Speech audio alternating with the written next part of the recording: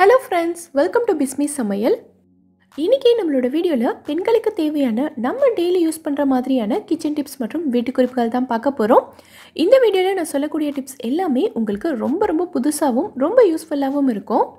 என்னென்ன டிப்ஸ்னு பார்க்கிறதுக்கு முன்னாடி நீங்க நம்மளோட வீடியோவை இப்பதான் ஃபர்ஸ்ட் டைம் பார்க்கறீங்கன்னா நம்மளோட சமையலுக்கு சப்ஸ்கிரைப் பண்ணுங்க. நம்ம சேனல்ல ஏற்கனவே கிச்சன் டிப்ஸ் மற்றும் வீட்டு குறிப்புகள் பத்தி நிறைய வீடியோஸ் போட்டிருக்கோம். அந்த வீடியோஸையும் நீங்க செக் பண்ணி பாருங்க. இப்போ நம்ம ஃபர்ஸ்ட் டிப் என்னங்கறத பார்க்கலாம்.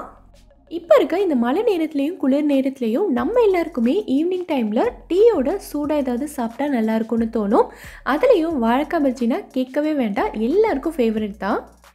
ஆனா இந்த வாழைக்காய் பஜ்ஜி செய்யும்போது நிறைய பேருக்கு பார்த்தீங்கன்னா பஜ்ஜி நல்ல ஊப்பி கிறிஸ்பியா வராது. அது மட்டும் இல்லாமல் பஜ்ஜி அதிகமாக எண்ணெயை இழுக்க ஆரம்பிச்சிடும்.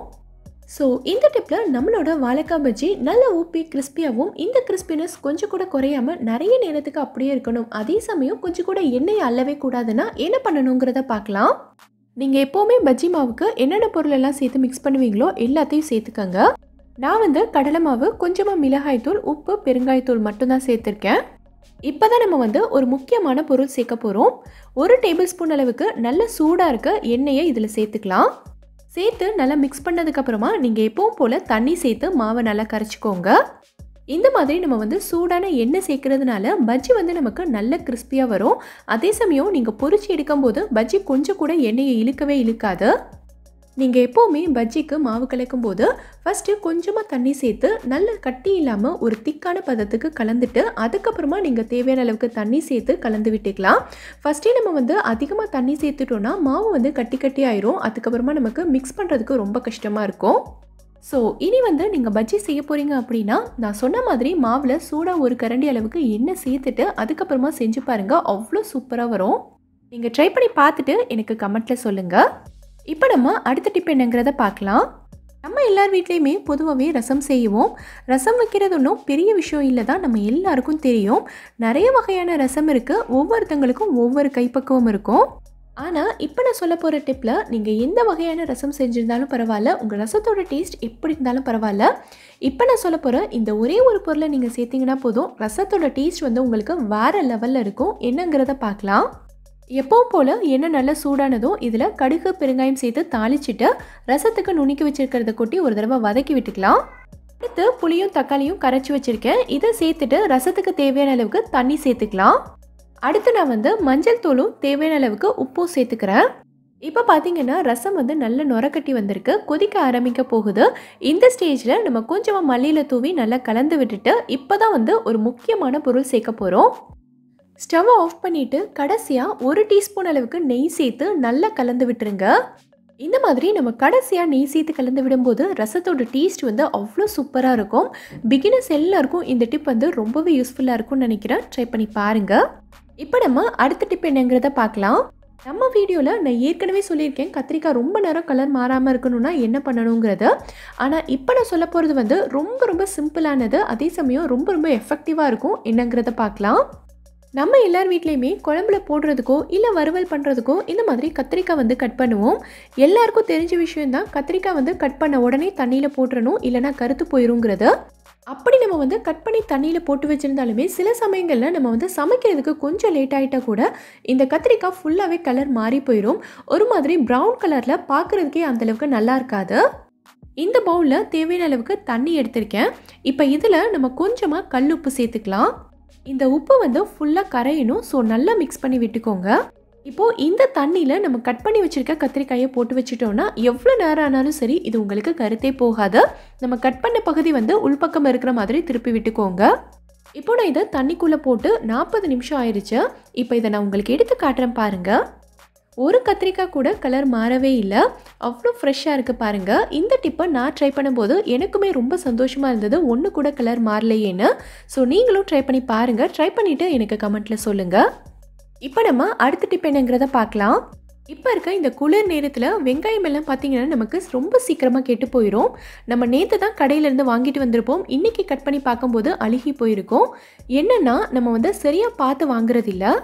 வெங்காயம் வெளியில் நம்ம பார்க்குறதுக்கு காஞ்சி போய் நல்லா இருக்கிற மாதிரி தான் இருக்கும். ஆனால் நீங்கள் கட் பண்ணி பார்க்கும்போது தான் அது சரியில்லைங்கிறதே உங்களுக்கு தெரியும். ஸோ இதை நம்ம எப்படி செக் பண்ணி வாங்கணுங்கிறத பார்க்கலாம். வெங்காயத்தோட வால் பகுதியை நீங்கள் நல்லா அழுத்தி பார்த்தீங்கனாலே ஈஸியாக கண்டுபிடிச்சிடலாம். நான் ப்ரெஸ் பண்ணுறேன் பாருங்கள், கொஞ்சம் கூட அமுங்கவே இல்லை. இதெல்லாம் வந்து நல்ல வெங்காயம். சில வெங்காயம் எல்லாம் இந்த இடத்துல அழுத்தும் போது நமக்கு நல்லா அமுங்கும். அதெல்லாம் வந்து நீங்கள் வாங்கக்கூடாது. நான் நேற்று ஈவினிங் தான் வாங்கிட்டு வந்தேன். அதுக்குள்ளே இவ்வளோ முளைச்சிருக்கு பாருங்கள். இதை நான் அழுத்தி காட்டுறேன் பாருங்கள். நான் அழுத்தும் போது உங்களுக்கே தெரியும்னு நினைக்கிறேன். நல்லா லூஸாக அமுங்குது பாருங்கள். இந்த வெங்காயம் பாருங்கள், பார்க்குறதுக்கு அவ்வளோ சூப்பராக இருக்குது. ஆனால் இந்த இடத்துல அமுங்குது.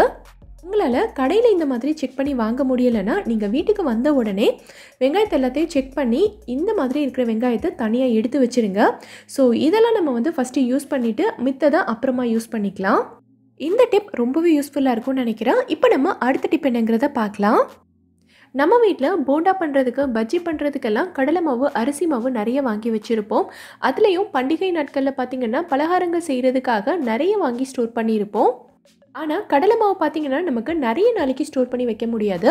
ரொம்ப சீக்கிரமாக இதில் குட்டி குட்டி வண்டு, பூச்சியெல்லாம் வர ஆரம்பிச்சிடும். ஸோ இதில் நமக்கு எவ்வளோ நாள் ஆனாலும் சரி கொஞ்சம் கூட வண்டோ பூச்சியோ வரவே கூடாதுன்னா நம்ம என்ன பண்ணணுங்கிறத பார்க்கலாம். ஃபஸ்ட்டு இதை நீங்கள் ஸ்டோர் பண்ணி வைக்கிற டப்பா வந்து கொஞ்சம் கூட காற்று போகாத அளவுக்கு நல்லா டைட்டாக இருக்கணும்.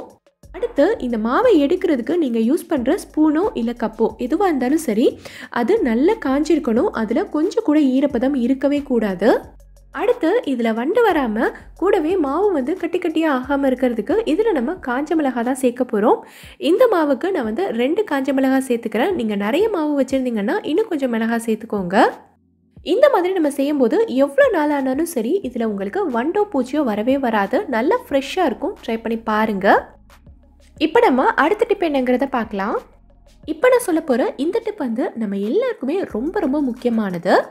நம்ம டெய்லியுமே வீடு க்ளீன் பண்ணுறோம், பாத்திரம் கழுவுறோம், துணி துவைக்கிறோம். ஆனால் நம்ம டெய்லியும் பாத்திரம் கழுவுறதுக்கு யூஸ் பண்ணுற இந்த ஸ்க்ரப்பரை நம்ம க்ளீன் பண்ணுறதே இல்லை. நம்ம பாத்திரம் கழுவிட்டு ஜஸ்ட் இதை தண்ணியில் அலசி புளிஞ்சிட்டு அப்படியே வச்சுருவோம். இந்த ஸ்பாஞ்ச் பார்த்திங்கன்னா சும்மா பார்க்குறதுக்கு நல்லா க்ளீனாக தான் இருக்குது. ஆனால் இது பார்க்குறதுக்கு க்ளீனாக இருந்தாலும் இதில் நிறைய கிருமிகள் இருக்கும். நம்ம எப்படி நம்ம கிச்சனில் சிங்க்கு, கிச்சன் டவல் எல்லாம் க்ளீன் பண்ணுறோமோ அதே மாதிரி இதையும் க்ளீன் பண்ணியே ஆகணும். இந்த பவுலில் நான் வந்து நல்லா கொதிக்கிற தண்ணி சேர்த்துருக்கேன். இப்போ இதில் நம்ம பாத்திரம் கழுவுறதுக்கு யூஸ் பண்ணுற லிக்விடை கொஞ்சமாக சேர்த்துட்டு கூடவே கொஞ்சமாக பேக்கிங் சோடாவும் சேர்த்துக்கலாம். இப்போ இதை நல்லா கலந்து விட்டுட்டு நம்ம வச்சுருக்க ஸ்க்ரப்பரை இது உள்ளே போட்டுடலாம். இது வந்து ஒரு அரை மணி நேரத்துக்கு அப்படியே இருக்கட்டும். நம்ம வந்து நல்லா கொதிக்கிற தண்ணியில் பேக்கிங் சோடா சேர்த்துருக்கிறதுனால இந்த ஸ்க்ரப்பரில் இருக்க கிருமிகளும் சரி, இதில் இருக்க ஸ்மெல்லும் சரி நமக்கு சுத்தமாக போயிடும். ஒரு அரை மணி நேரம் நல்லா ஊறினதுக்கு அப்புறமா நான் காட்டுறேன் பாருங்கள். ஸ்க்ரப்பர் வந்து நான் முன்னாடி காட்டும்போது நல்லா க்ளீனாக தான் இருந்தது. ஆனால் இப்போ பாருங்கள் இந்த தண்ணி எவ்வளோ அழுக்காக இருக்குன்னு. இந்த ஸ்க்ரப்பரை நார்மல் வாட்டரில் நல்லா கழுவிட்டு காய வச்சு நீங்கள் மறுபடியும் யூஸ் பண்ணிக்கலாம். ரொம்ப சின்ன விஷயம்தான், இதெல்லாம் கூட செய்யணுமான்னு உங்களுக்கு தோணலாம். ஆனால் நம்ம வீட்டில் இருக்கிற எல்லாரும் நல்லா இருக்கணும்னா கண்டிப்பாக செஞ்சு தான் ஆகணும். ஒரு 4 நாளைக்கு ஒரு தடவை இதே மாதிரி செஞ்சுட்டு நீங்கள் யூஸ் பண்ணிக்கோங்க. நம்ம அடுத்த டிப் என்னங்கிறத பார்க்கலாம். இந்த டிப் வந்து நம்ம வீடியோவோட கமெண்ட்டில் ஒரு சப்ஸ்கிரைபர் ஃப்ரெண்ட் வந்து கேட்டிருந்தாங்க. நான் ஏற்கனவே நம்மளோட வீடியோவில் ஃப்ரிட்ஜில் இருந்து வெளியில் எடுத்த பட்டரை எப்படி டக்குன்னு ரூம் டெம்பரேச்சருக்கு கொண்டு வரணும்னு அவனை யூஸ் பண்ணி ஒரு ஐடியா சொல்லியிருந்தேன். அவன் இல்லாமல் இது எப்படி ரூம் டெம்பரேச்சருக்கு கொண்டு வரதுன்னு கேட்டிருந்தாங்க. அதுக்கான ரொம்ப ரொம்ப சிம்பிளான ஒரு ஐடியா தான் இது. இங்கே நான் வந்து பட்டர் எடுத்திருக்கேன். இந்த பட்டரை நான் இப்போ தான் ஃப்ரிட்ஜில் இருந்து வெளியில் எடுத்திருக்கேன். ஃப்ரிட்ஜில் இருந்து எடுத்த பட்டர் வந்து இந்த மாதிரி நல்லா ஹார்டாக தான் இருக்கும். இதை வந்து நம்ம உடனேவே ப்ரெட்டில் ஸ்ப்ரெட் பண்ணுறதுக்கோ அப்படி இல்லைன்னா கேக் செய்கிறதுக்கு யூஸ் பண்ண முடியாது. ஸோ பட்டர் வந்து நல்ல சாஃப்டானால் தான் நம்ம யூஸ் பண்ண முடியும். ஃப்ரிட்ஜிலேருந்து வெளியில் எடுத்த பட்டர் வந்து சாஃப்ட் ஆகிறதுக்கு எப்படி ஒரு 30 நிமிஷமாக தான் ஆகும். இவ்வளோ ஹார்டாக இருக்க பட்டரை 5 நிமிஷத்தில் எப்படி சாஃப்ட் ஆக்கலாம் நான் இப்போ காட்டுறேன். ஒரு கிளாஸ் வச்சுருக்கேன். இந்த கிளாஸில் நல்லா கொதிக்கிற தண்ணியை நான் ஃபில் பண்ணிக்கிறேன். இந்த கிளாஸை வந்து ஒரு 2 நிமிஷத்துக்கு நல்லா மூடி வச்சிடலாம். கொதிக்கிற தண்ணி ஊற்றி வச்சுருந்ததுனால இந்த கிளாஸ் வந்து ஒரு 2 நிமிஷத்துலேயே நல்ல சூடாயிரும். இப்போது இந்த தண்ணி எல்லாத்தையும் கீழே கொட்டிட்டு இந்த கிளாஸை அப்படியே பட்டர் மேலே இந்த மாதிரி கவுத்திடலாம். இப்போ கிளாஸ் வந்து நல்ல சூடாக இருக்கிறதுனால இந்த பட்டர் வந்து ரொம்ப சீக்கிரமாக சாஃப்ட் ஆகிடும். 5 நிமிஷத்தில் இந்த அளவுக்கு நல்ல சாஃப்டாக வந்துடும். வந்து நம்ம ப்ரெட்டில் ஸ்ப்ரெட் பண்ணுறதுக்கோ இல்லை கேக் செய்கிறதுக்கு யூஸ் பண்ணிக்கலாம். நம்ம வந்து துணியெல்லாம் துவைக்கிறதுக்கு வாஷிங் மிஷினில் போடும்போது ஷர்ட்டு பேண்ட்லலாம் பாக்கெட் வந்து நல்லா செக் பண்ணிவிட்டு போடணும். நான் வந்து ஷர்ட் எல்லாம் துவைக்கும் போது சரியாக செக் பண்ணாமல் போட்டுட்டேன். பார்த்திங்கன்னா ஏதோ ஒரு பாக்கெட்டில் பேப்பர் இருந்திருக்கும் போல். பார்த்திங்கன்னா எல்லா ஷர்ட்லேயும் இந்த அளவுக்கு ஃபுல்லாக பேப்பர் ஒட்டிக்கிச்சு. நான் காட்டும் போதே உங்களுக்கு தெரியும்னு நினைக்கிறேன். இந்த பேப்பரெல்லாம் நம்ம கையால் எடுக்கணும்னு நினச்சோன்னா ரொம்ப கஷ்டம்தான், நல்லா ஒட்டிக்கும், வரவே வராது. அதுக்காக இது ஃபுல்லாக நீங்கள் வந்து மறுபடியும் துவைக்கணுன்ற அவசியமும் இல்லை. ரொம்ப ஈஸியாக இந்த பேப்பர் எல்லாத்தையும் நம்ம வந்து ஈஸியாக எடுத்துடலாம். இதுக்கு நம்ம யூஸ் பண்ண போகிறது பார்த்திங்கன்னா இந்த மாதிரி பெரிய சைஸில் இருக்கிற செல்லோ டேப் தான். இதை வந்து நீங்கள் பிரிச்சுட்டு கட் பண்ணலாம் வேண்டாம், அப்படியே ஆப்போசிட் டைரெக்ஷனில் சுற்றிக்கோங்க. இப்போ பார்த்திங்கன்னா ஒற்றை பக்கம் வந்து நமக்கு வெளியில் இருக்கும். இதை வச்சு நீங்கள் இந்த மாதிரி சுற்றி சுற்றி எடுத்திங்கன்னா இந்த ஷர்ட்டில் இருக்கிற தூசி பேப்பர் எல்லாமே நமக்கு செல்லோ டேப்பில் ஃபுல்லாக ஒட்டிக்கும். இந்த மாதிரி செய்யும்போது நமக்கு ரொம்ப ஈஸியாக வேலை முடிஞ்சிடும். இந்த செல்லோ டேப்பை கட் பண்ணி வெளியில் எடுத்து உங்களுக்கு காட்டுறேன் பாருங்கள், எவ்வளோ தூசி வந்து ஒட்டியிருக்குன்னு. ஷர்ட்டில் பார்க்கும்போதே உங்களுக்கு தெரியும்னு நினைக்கிறேன், நம்ம தேய்ச்ச இடம் எல்லாமே நல்லா க்ளீன் ஆகிடுச்சு. இது வந்து உங்களில் நிறைய பேருக்கு தெரிஞ்சிருக்கலாம், பட் தெரியாதவங்க இருந்தாங்கன்னா தெரிஞ்சுப்பாங்கன்றதுக்காக சொல்லியிருக்கேன். இந்த செல்லோ டேப்பை நம்ம கையில் சுற்றிட்டு கூட ஈஸியாக ஒட்டி ஒட்டி எடுத்துடலாம். ஸோ இனி வந்து உங்களோட துவைச்ச துணியில் தூசி பேப்பர் எல்லாம் ஒட்டியிருந்ததுன்னா டென்ஷன் ஆகாமல் இதே மாதிரி ட்ரை பண்ணி பாருங்கள், ரொம்ப ஈஸியாக வேலை முடிஞ்சிடும். இப்போ நான் சொல்ல போகிற இந்த டிப் வந்து நான்வெஜ் பற்றி தான் சொல்ல போகிறேன். சப்போஸ் நீங்கள் வந்து வெஜிடேரியனாக இருந்தீங்கன்னா இதோட வீடியோவை ஸ்கிப் பண்ணிக்கோங்க. நம்ம வீட்டில் சிக்கன் ஃப்ரை எல்லாம் பண்ணும்போது பார்த்திங்கன்னா நம்ம சிக்கனை நல்லா கழுவிட்டு மசாலா போட்டு நல்லா மிக்ஸ் பண்ணி ஊற வச்சுருப்போம். நம்ம மசாலா போட்டு மிக்ஸ் பண்ணும்போது நல்லா திக்காக தான் பெரட்டி எடுத்து வச்சுருப்போம். ஆனால் நம்ம ஃப்ரை பண்ணி எடுக்கும்போது பார்த்திங்கன்னா ஃபுல்லாகவே நல்லா தண்ணியாக இருக்கும். இப்படி தண்ணியாக இருந்துச்சுன்னா நம்ம சேர்த்த மசாலா எதுவுமே சிக்கனுக்குள்ளே ஏறாது. நம்ம ஃப்ரை பண்ண எடுத்து போடும்போதுமே மசாலா எல்லாமே டக்குன்னு பிரிஞ்சிரும். ஸோ சிக்கனில் பார்த்திங்கன்னா நமக்கு அந்த அளவுக்கு டேஸ்ட்டே இருக்காது. இந்த மாதிரி நம்ம ஊற வைக்கும்போது சிக்கன்லேருந்து தண்ணி வெளியில் வரவே கூடாதுன்னா நம்ம என்ன பண்ணணுங்கிறத பார்க்கலாம். சிக்கன் எல்லாத்தையும் நீங்கள் கழுவி எடுத்ததும் மசாலாலாம் சேர்க்குறதுக்கு முன்னாடி இந்த மாதிரி ஒரு வடிகட்டி வச்சு இதுக்குள்ளே எல்லா சிக்கனையும் போட்டு வச்சுக்கலாம். இப்படி நம்ம செய்யும்போது சிக்கன்லேருந்து வர தண்ணி எல்லாமே நமக்கு ஃபுல்லாக வடிஞ்சிரும்.